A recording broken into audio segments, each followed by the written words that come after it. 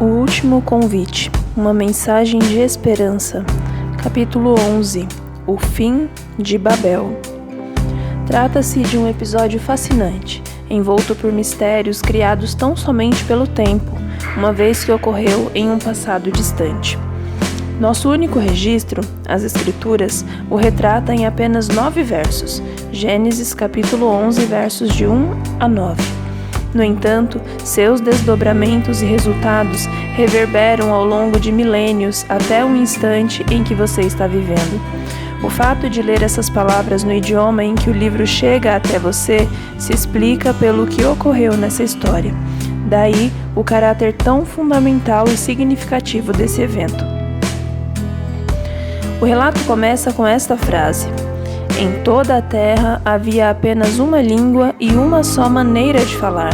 Gênesis capítulo 11, verso 1. Uma vez que tudo aquilo que conhecemos e tudo o que está registrado pela história também diz respeito à realidade de idiomas diferentes, estima-se que hoje exista cerca de 7.000 idiomas falados no planeta.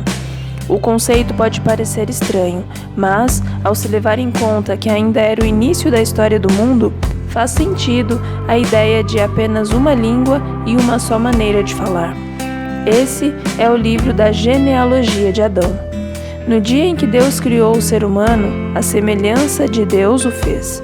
Deus os criou, homem e mulher, os abençoou e lhes deu o nome de ser humano, no dia em que foram criados. Gênesis capítulo 5, versos 1 e 2.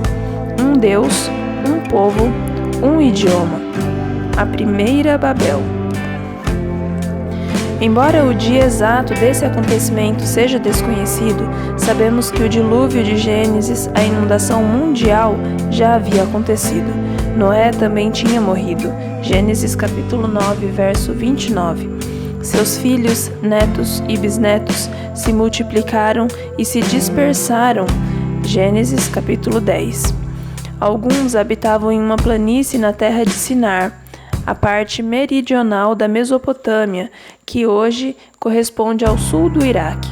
Foi lá que alguns disseram: venham, vamos construir uma cidade e uma torre cujo topo chegue até os céus, e tornemo-nos célebre o nosso nome, para que não sejamos espalhados por toda a terra. Verso 4. Dá para imaginar que, após ouvirem falar do dilúvio, aquelas pessoas estavam tentando se proteger de outra calamidade parecida, mesmo que cada arco-íris que pintava o céu fosse uma forma de Deus ao os fazer lembrar de que nunca mais os seres vivos serão destruídos pelas águas de um dilúvio, nunca mais haverá dilúvio para destruir a terra.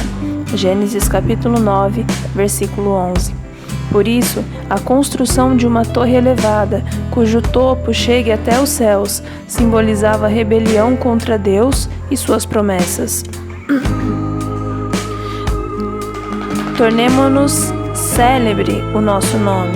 Retrata também a arrogância e a insolência humanas. A palavra nome usada aqui ocorre anteriormente no relato bíblico.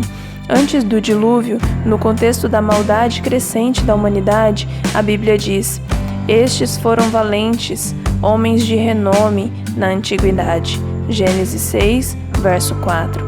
Renome é a tradução que significa literalmente homens de nome. O verso seguinte: o Senhor viu que a maldade das pessoas havia se multiplicado na terra e que todo o desígnio do coração delas era continuamente mau. Verso 5. Não muito tempo antes do dilúvio e não muito tempo depois, a ideia de ter um nome é apresentada pela Bíblia como sendo motivada por uma intenção negativa. A narrativa da Torre de Babel reforça essa verdade infeliz. E o Senhor disse: eis que o povo é um, e todos têm a mesma língua. Isso é apenas o começo. Agora não haverá restrição para tudo o que planejam fazer. Venham, vamos descer e confundir a língua que eles falam, para que um não entenda o que o outro está dizendo. Assim, o Senhor os dispersou dali pela superfície da terra e pararam de edificar a cidade. Gênesis capítulo 11, versos 6 a 8. Embora os detalhes continuem desconhecidos, eles estavam desafiando abertamente a Deus. Foi por isso que o Senhor desceu e confundiu a língua deles. Imagine o espanto, o caos, a confusão. Centenas, talvez milhares de pessoas de repente falando umas com as outras em idiomas ininteligíveis. Eles devem ter se sentido atônitos, temerosos, irados e frustrados por algo que jamais haviam vivenciado. Mas o plano de Deus deu certo. Eles cessaram. A cidade e a torre permaneceram inacabadas, e aquelas pessoas confusas se dispersaram pela terra. Sem dúvida, aqueles que falavam o mesmo idioma se uniram uns aos outros enquanto se distanciavam de Babel. Ali encontramos as origens das diferentes línguas humanas. O relato termina com o seguinte verso: Por isso, a cidade foi chamada de Babel, porque ali o Senhor confundiu a língua de toda a terra e dali o Senhor os dispersou por toda a superfície dela. Babel, símbolo de rebelião aberta e insolência contra Deus, é a mesma palavra usada em toda a Bíblia para se referir a Babilônia. O substantivo Babilônia ocorre centenas de vezes nas Escrituras, desde os dias da monarquia judaica, mais de meio milênio antes de Cristo, até Apocalipse, no qual a primeira ocorrência é esta.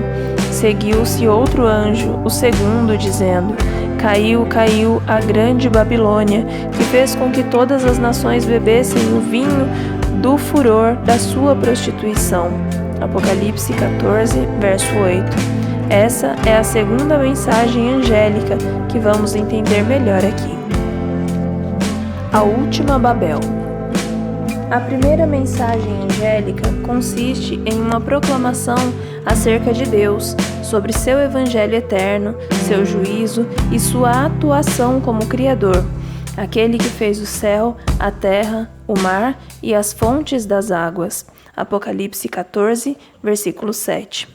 Também diz respeito a qual deve ser a nossa reação a essas grandes verdades: temê-lo, dar-lhe glória e adorá-lo. Em contrapartida, a segunda mensagem angélica não fala sobre Deus, pelo menos não de maneira direta. Em vez disso, aborda uma inimiga de Deus. Lembre-se do conflito cósmico. A mensagem diz: Seguiu-se outro anjo, o segundo, dizendo: Caiu, caiu a grande Babilônia, que fez com que todas as nações bebessem o vinho do furor da sua prostituição.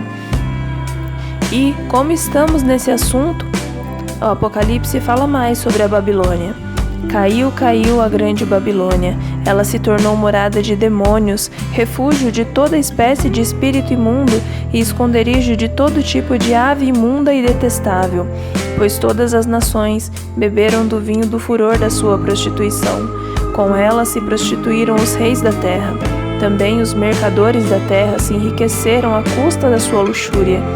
Ouvi outra voz do céu dizendo: Saiam dela, povo meu, para que vocês não sejam cúmplices em seus pecados e para que os seus flagelos não caiam sobre vocês, porque o pecado dela se acumularam até o céu, e Deus se lembrou das injustiças que ela praticou.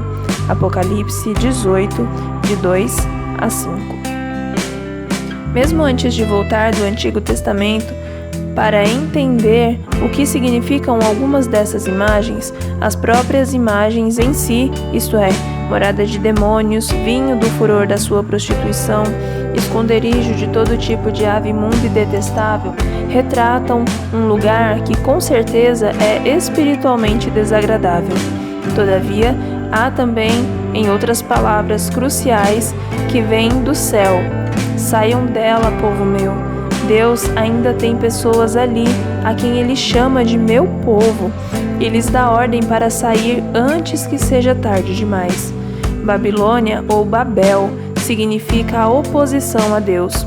Em uma das descrições bíblicas de Satanás, em que ele diz: Serei semelhante ao Altíssimo, Isaías 14, verso 14, o inimigo é chamado primeiro de Rei da Babilônia, representando Babel. No Antigo Testamento, Babilônia havia sido um império gigantesco, inimiga de Israel, o povo de Deus, Babilônia invadiu e destruiu a nação. Muitas das imagens da Babilônia, do tempo do fim, descritas no Apocalipse, foram extraídas diretamente da mesma Babilônia do Antigo Testamento. Muito depois da destruição do antigo Império Babilônico, o apóstolo Pedro escreveu: aquela que se encontra na Babilônia, também eleita, manda saudações. 1 Pedro capítulo 5, versículo 13. Como alguém poderia estar em Babilônia, sendo que o reino não existia havia séculos? Os estudiosos têm certeza de que ele usou esse nome como símbolo do império que tinha, na ocasião, substituído a antiga Babilônia como adversário de Deus, que era Roma. Foi esse poder que crucificou Cristo. Marcos, capítulo 10, verso 33, Mateus, capítulo 20, versículo 19. Perseguiu a Igreja Apostólica, conforme o livro de Atos, e, infelizmente, continuou essa perseguição na fase papal até o início da Era Moderna. Ver Daniel, capítulo 7, versículos 19 a 21, 24, 25, capítulo 8, versos 10, 12, 23 a 25. O livro de Daniel, em 3 capítulos proféticos, capítulo 2, 7 e 8, retratou uma série de impérios mundiais. 2 desses capítulos, Daniel capítulo 2 e capítulo 7, começam com Babilônia, mas todos os 3 predisseram os impérios que vieram em seguida: Média-Pérsia, Grécia e finalmente Roma, que permanece até o fim do mundo e tem um papel a desempenhar nos eventos dos últimos dias. Assim como a antiga Babilônia, que foi um vasto poder religioso e político e se opôs a Deus e perseguiu seu povo, a Babilônia moderna faz o mesmo, só para piorar à medida que nos aproximamos do fim. Uma das imagens na mensagem do segundo anjo diz respeito à fornicação da Babilônia, uma imagem do Antigo Testamento relativa à infidelidade a Deus e à sua verdade. Os profetas usaram a ideia de uma mulher pura, às vezes uma noiva, como símbolo do antigo Israel, quando era fiel a Deus. No entanto, quando era infiel, quando caía em apostasia, outra imagem era utilizada, a da prostituição. Ezequiel acusou Jerusalém de se prostituir com os filhos do Egito, com os filhos da Síria, até a Caldeia. Você viu o que fez o rebelde Israel? Foi a todos os montes altos e ficou debaixo de todas as árvores frondosas para entregar-se à prostituição. Jeremias capítulo 3, verso 6. Logo, a imagem de fornicação expressa a mesma ideia, falsas doutrinas, assim como a infidelidade a Deus e a sua verdade. O brado de que Babilônia caiu é outra forma de anunciar às pessoas que os sistemas corruptos deste mundo não vencerão, a despeito de como as coisas parecem agora. No passado, a antiga Babilônia, com seus falsos ensinos, erros e perseguições, parecia invencível. É possível que a Babilônia moderna também pareça assim. Entretanto, graças a Jesus e a sua vitória na cruz, o pecado, o mal, Satanás, o conflito cósmico, Babilônia do tempo do fim, mesmo com suas falsas doutrinas e falsos ensinos, serão erradicados para sempre, e o seguinte brado se ouvirá através do universo. Então ouvi o que parecia ser a voz de uma grande multidão, uma voz como de muitas águas e como de fortes trovões, dizendo: Aleluia, pois reina o Senhor nosso Deus, o Todo-Poderoso. Alegremo-nos, exultemos e demos-lhe glória, pois chegou a hora das bodas do Cordeiro, e a noiva dele já se preparou. Apocalipse, capítulo 19, versos 6 e 7.